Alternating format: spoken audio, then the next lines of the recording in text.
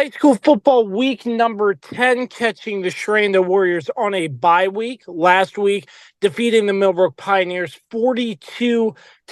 Now joining me, the head coach of the Sherando Warriors, TJ Rohrbaugh. And Coach, thank you for your time as always. 42-0 in a dominant victory. It seemed like offensively for the Warriors, complementary, playing both the run game and the pass game really well as your defense making big plays. What really stood out to you about last Friday night's victory?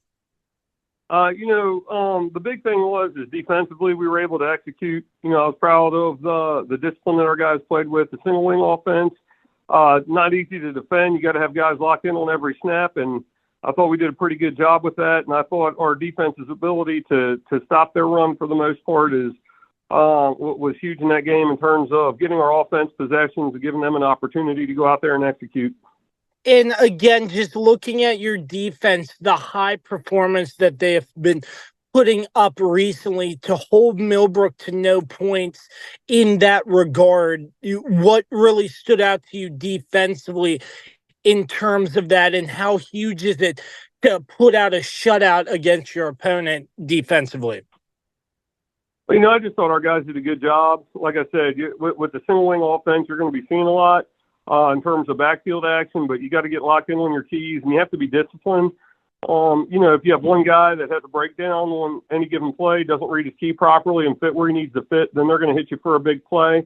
And I just thought from a defensive perspective, our guys did a good job of lining up, snap in and snap out, locking in on their keys and getting to the football. And I thought that was really the key to our success on defense on Friday night. And off the field, too, it was a very good night for Sherando as well. The Hall of Fame class getting inducted. I know we spoke about this post game, but again, just your brief comments on the Hall of Fame class and what it's like to have a Hall of Fame that comes through Sherando, as I know you've coached a couple of the most recent class that just got inducted.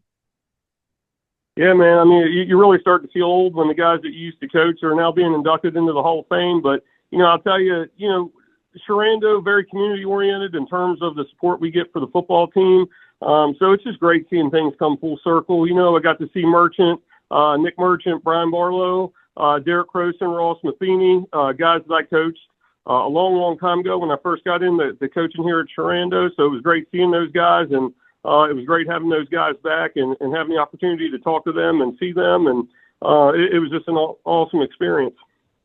So looking ahead, you have reached your bye week. I know week in and week out, you handle things the same. You don't like to change much.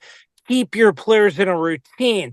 But what I'm going to ask you, Coach, a late season bye, does that make a difference, or does it really not matter where your bye week is at during the season? It's one of those things where when you're in week 5, 6, 7, you're really wishing that you had a bye week at that point.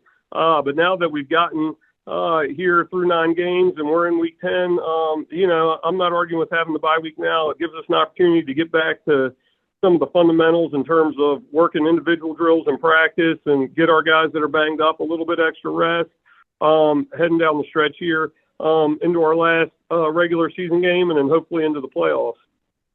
So, and again, the bye week, you go back to the fundamentals, the basics, sort of just refreshing them, not saying your team needs it at all, but still, how huge is it to go back during a bye week and just to look at that as sort of a review to clean things up, sharpen things up as you get set for a very exciting matchup in 2 weeks at the Hanley Bowl?